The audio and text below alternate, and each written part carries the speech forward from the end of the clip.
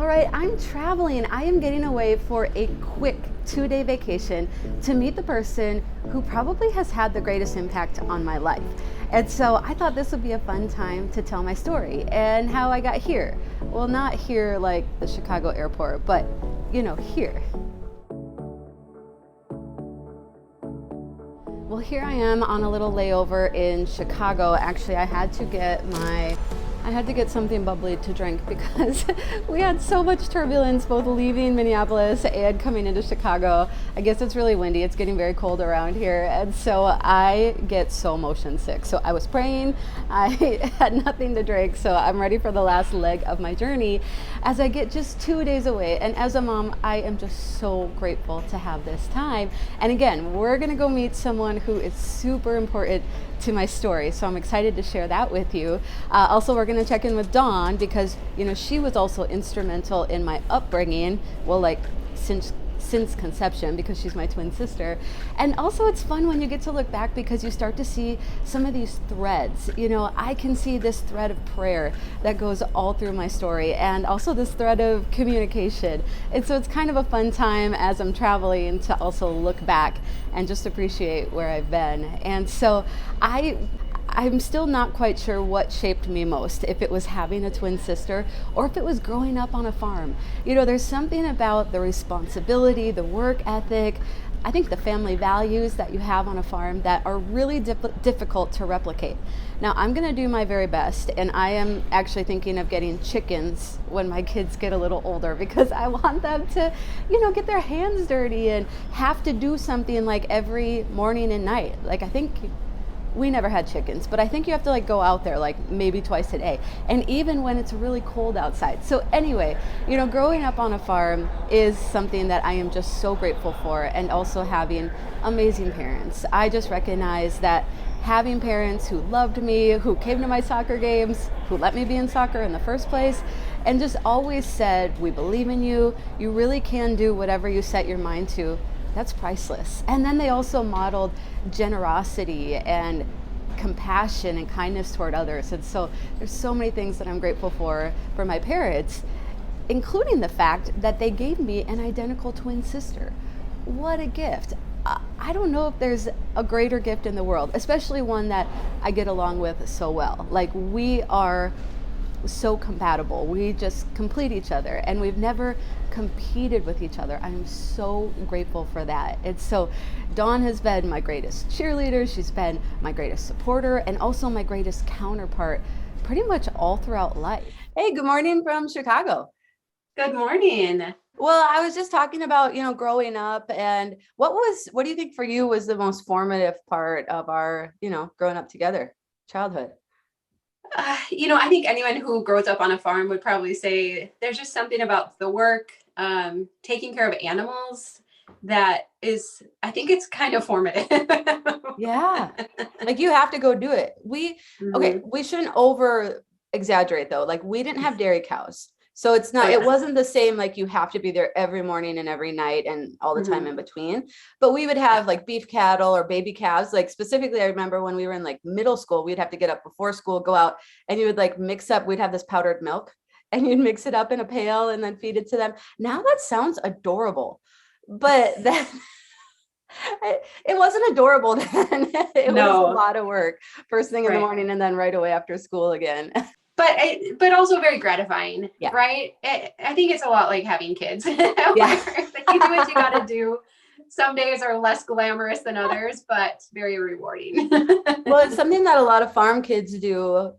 It's kind of like Girl Scouts or Boy Scouts, but 4-H. And so Yeah. I don't know if that's all over the world, but it is on farms Yeah. here. And so we would have monthly meetings. And the fun thing about 4-H, it's for the whole family. So all, we were in it with our younger brother together. And we had a softball team. We had the county fair. You would make projects and bring them to the fair, and you would get a ribbon. And we would have to, remember we would have to do a monthly demonstration speech. And you'd be like, my name is Diana, and today I'm going to teach you how to make brownies. No, seriously, I know when I was on the Today Show, one of our leaders from 4-H sent me a card, and she was like, "Great job," and I sent her a card back. I'm like, it was because of the demonstrations. Like we hated demonstrations, Yeah. right? Yeah. But they were so helpful with getting over your fear of like public speaking and of being able to deliver a message. And didn't you do it at the fair too? I may have gone to the state fair I was the reserve champion. So champion is the best. I was the second best at the county fair. And so I may have I went to the state fair with my speech. If So. Diana's going to do something, she's going to do it all the way. Like she's Well, not okay. just going to do it at the county fair. So I was mentioning there's a few threads that kind of follow me through my life, and communication is one of them. I even remember telling mom when I was like 12 or 13, I want to be on the radio someday. So definitely looking back, communication is a thing. I did get a red ribbon one time, it on a woodworking project. So I wasn't always the best. It wasn't in your wheelhouse. It wasn't in your wheelhouse. That's why. Yeah. And I just moved a little too quickly through it in the varnish. That's why. Okay. And I had to use a coping saw for the first time. Okay. There's kind of a lot of things working against me. It's okay. Yeah. You know what? That was formative too. Okay. You can't always be the very best. So I think one of the other things about 4-H too, though, is there was a big emphasis on helping other people too. Yeah. We would go to retirement centers and play bingo with the members there. I mean, we were always finding ways to help other people too. And I think that was echoed in 4-H and also in our parents and in our upbringing, which I think was huge. I think that was a theme in our family, because even thinking back to grandma, our dad's grandmom, like she was always helping people, right? And then that's definitely our parents. It was, even if we didn't have much, which we didn't, it was like really, really tight growing up. They would still like go out of their way to help others. And probably, I mean, don't you think, Dawn, like the best memory from childhood is being at grandma and grandpa's on Christmas, like on the farm with all of our cousins, and on Christmas Day, like there would be presents everywhere because there was like, I don't know, 20 of us cousins, or something like that, and then all the aunts and uncles, and we would all sit in a circle to open gifts, and we would go from youngest to oldest. But you and I, being identical twins, I mean, I don't know how this happened. They're like, Diana's 30 seconds younger, so she's going to open her presents and then Dawn will open hers. Well, invariably we got like the same thing. So I knew everything. Eventually we made the adjustment. We would sit back to back and then open our presents at the exact same time. Yeah. It would be like, okay, I have the big one now. Okay, okay, good, go. Yep. And, our whole family went to the small country church. It literally had like 2 rows of pews, and that was it. Yeah. And we used to play our instruments like on holidays. Dawn played French horn and I played clarinet. Do you remember the Christmas that my reed got dry during Silent Night? I know. And I squeaked through Silent Night of all of the songs. And how come you didn't stop?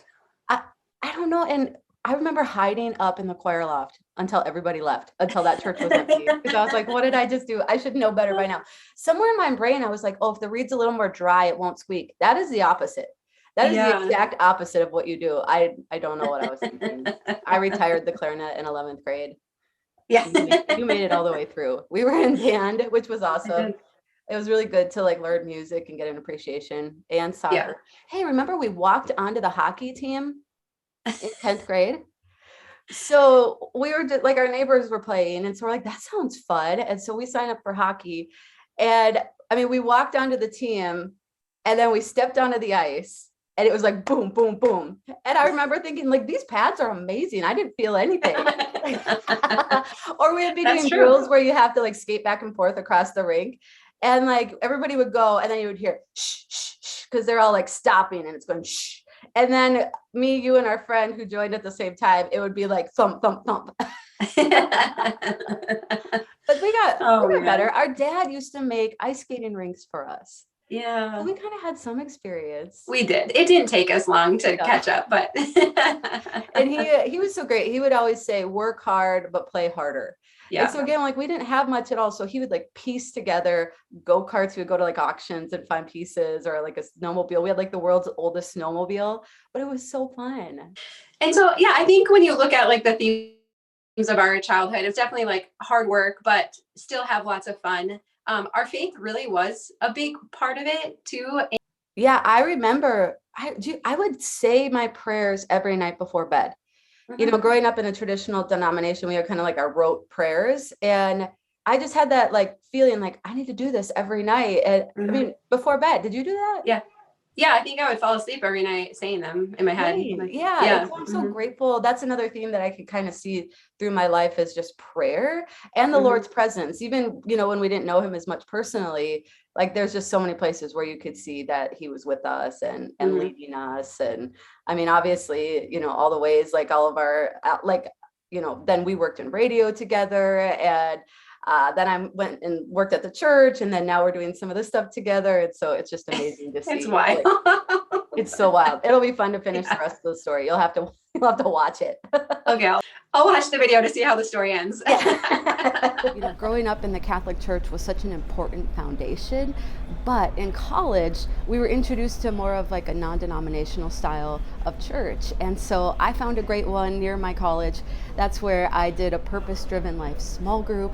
I was water baptized and really started to make my faith and my relationship with Jesus my own. And so I'm so grateful for that experience.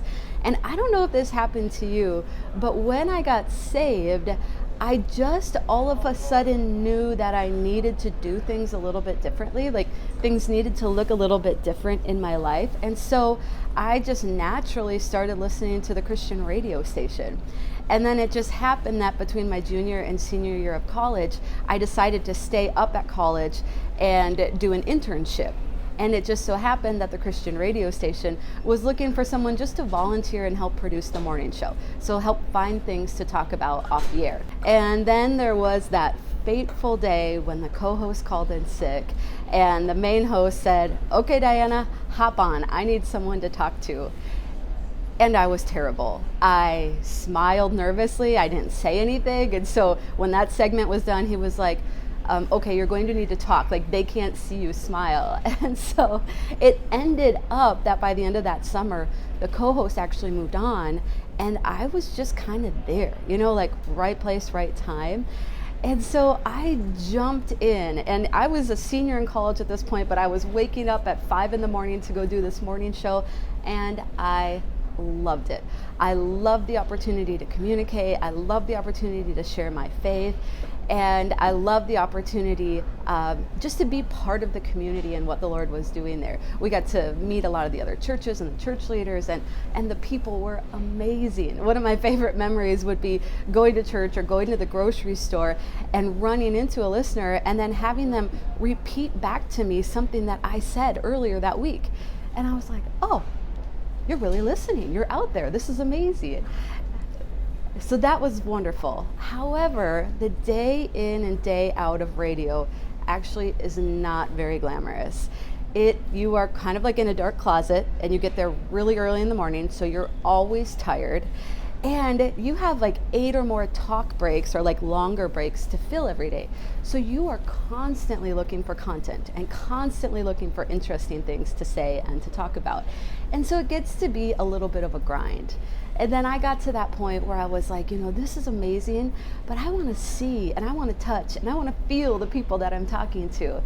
And there became this opportunity for me to attend a ministry school at a church that was closer to my mom and dad. So I had the opportunity to resign from my job, move back in with my mom and dad, and attend ministry school. Kind of like start all over.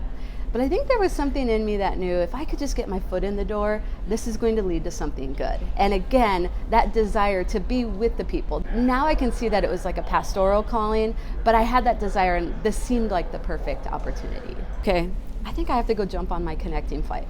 More to come.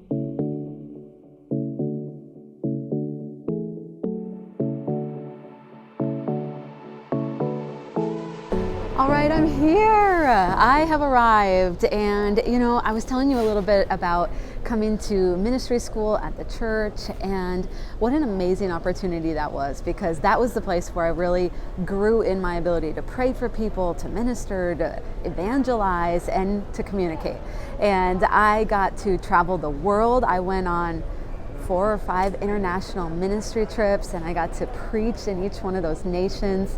And eventually I got to teach in that school of ministry and then oversee the school, and eventually was ordained as an associate pastor. So it was just such an important part of my ministry experience, but also probably the job role and the calling role and the vocation that just feels most true to who I am. I was getting to communicate, but also just be with the people and pray with the people and be in that community. And so I'm so grateful for that experience. And one thing that I did, and I want to point out, we just didn't grow up with as much Bible training.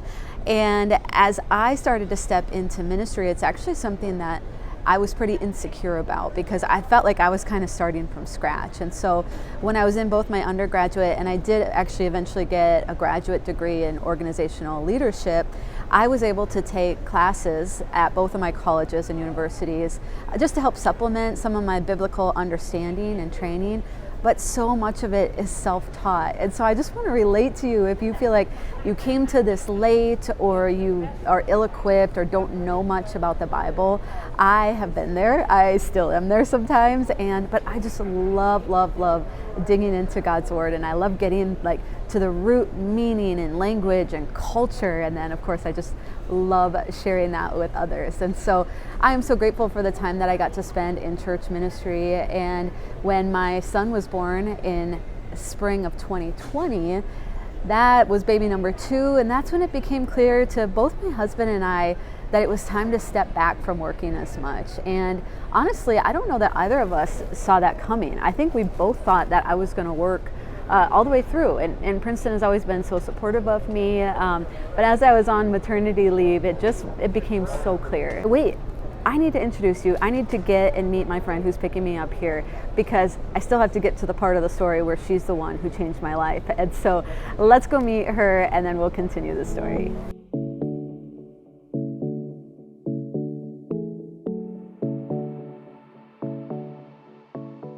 Okay, so I'm here.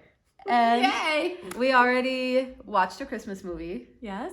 Or I napped through it. Made cookies. Yeah, we made Christmas cookies. We're gonna frost them tonight.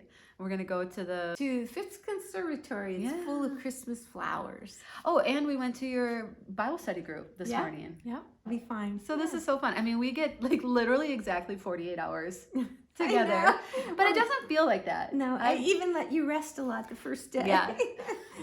And I went to bed very early last night. 8 o'clock. So Peggy, I said I'm coming to visit the person who's had the most influence in my life. Wow. It's fun though, because you came in at the perfect time when I was working at the church, and you offered to pray for the staff. Yeah. And so you did inner healing prayer for me. So that was in the fall of 2014. And then, so you guys prayed for me, and then I came back the next week or day, and I was like, I just want to give you a little thank you gift. And then you did just what I hoped, and you said, oh, do you want to stay for tea? And I was like, yeah, can we hang out more? Yeah, and let's have time together. Yeah, so it became this wonderful mentorship relationship, and we would have tea every couple of weeks, and then you would keep praying for me.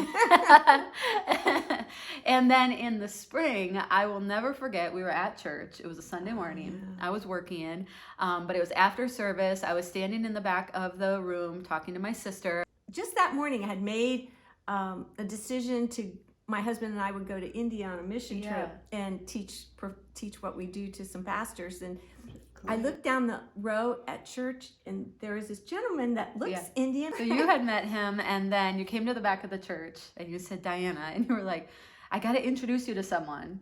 And he was from India. Yeah. And I was cordial, and that was about it. You, I think, already were thinking matchmaking, and I was like, it seems so perfect. This is nothing at all like what I expected. And so, but you guys kept getting to know him. Yeah, we kind of corralled him to interpret some ministry materials that we might need on this mission trip and help us with language and culture. So then I think we went on a date, which was really good.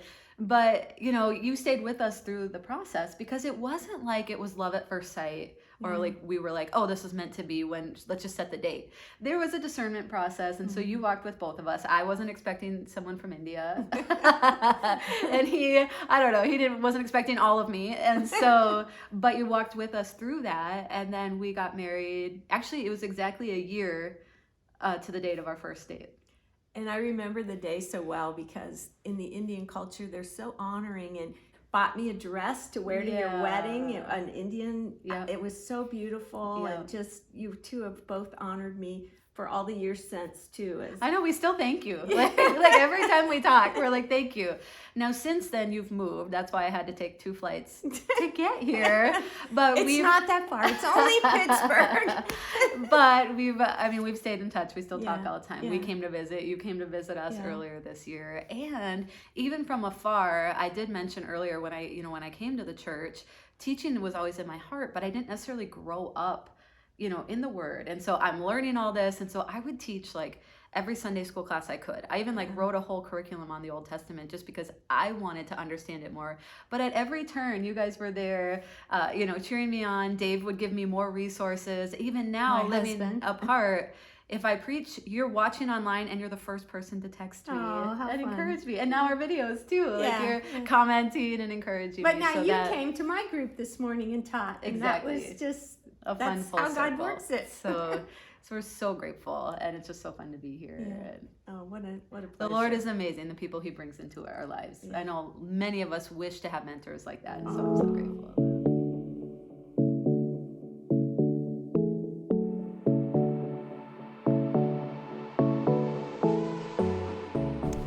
All right, I'm already on my way back home, and so I did get my coffee, and I'm so glad I got to share Peggy with you.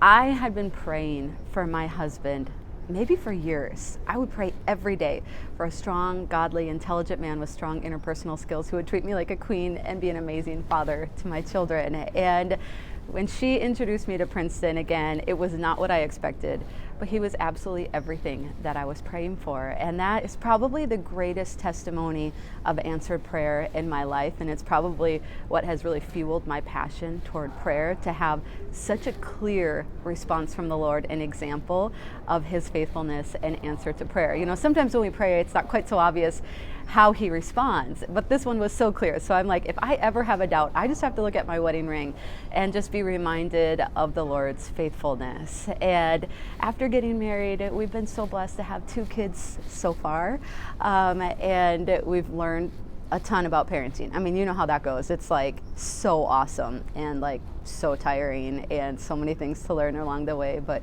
we're just so grateful to be parents and just to get to have this time with these little ones. And I mentioned it was when my second was born that it just became clear that it was time for me to stay at home more, and I really wasn't planning on stepping away from ministry. That it just, again, it kind of became clear.